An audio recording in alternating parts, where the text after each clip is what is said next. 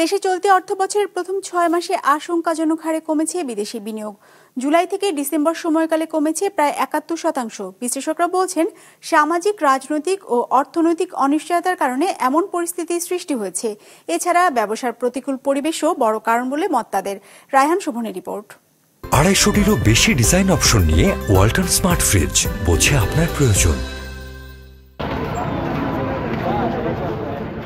দেশে বিদেশি বিনিয়োগ কমছে ধারাবাহিকভাবে। তথ্য বলছে, অর্থবছরের প্রথম 6 মাস অর্থাৎ জুলাই থেকে ডিসেম্বর সময়কালে দেশে বিদেশি বিনিয়োগ এসেছে 21 কোটি 30 লাখ ডলারের, যা আগের অর্থবছরের একই সময় ছিল 74 কোটি 40 লাখ ডলার। সেই হিসেবে বছরের ব্যবধানে বিদেশি বিনিয়োগ কমেছে 50 কোটি 10 লাখ ডলার বা প্রায় 71%।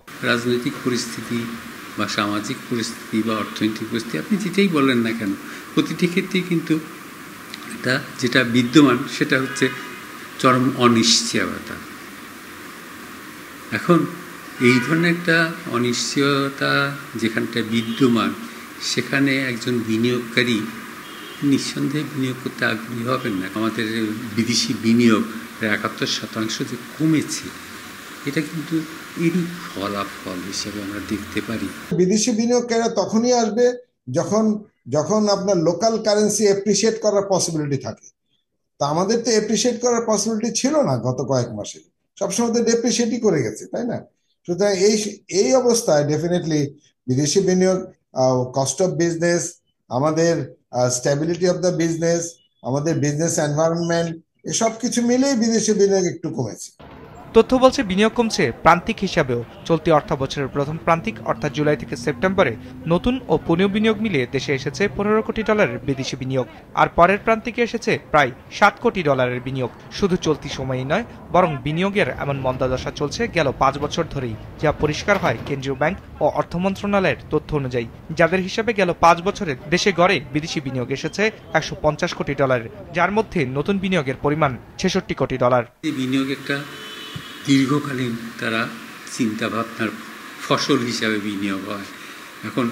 এখন আমাদের যে সরকার এখন আছেন, এটা কিন্তু সীমিত সময়ের জন্যে, হয়তো 1 বছর 2 বছর হতে পারে, বিভিন্ন টাইম পিরিয়ড, তারা তো এই সময়ের জন্য আছেন। এবং এর পরবর্তীতে যখন একটা রাজনৈতিক সরকার আসবে, সে ব্যাপারটা যতক্ষণ পর্যন্ত তার একটা সুরাহা না হচ্ছে, ততক্ষণ কিন্তু বিনিয়োগকারীরা তাদের যে দৃষ্টিভঙ্গি, সেই দৃষ্টিভঙ্গিতে খুব একটা পরিবর্তন আসবে বলে মনে হয় না। আপনার ব্যবসার পরিবেশ ভালো করতে হবে এবং আমাদের দেশে পলিটিক্যাল স্ট্যাবিলিটি থাকতে হবে। তো এক্সটার্নাল সেক্টর সিচুয়েশন ইমপ্রুভ করছে, পাশাপাশি এই দুইটা জিনিসও যদি ইমপ্রুভ করে, ডেফিনেটলি আপনার বিদেশি ইনভেস্টমেন্ট একটু বাড়বে। বিশ্লেষকরা বলছেন, বিদেশি বিনিয়োগ আকৃষ্ট করতে রাজনৈতিক, অর্থনৈতিক ও সামাজিক পরিবেশের উন্নয়নের পাশাপাশি ব্যবসা সহজীকরণের কোনো বিকল্প নেই। রায়হান শোভন, বিজনেস রিপোর্ট, মাছরাঙা টেলিভিশন।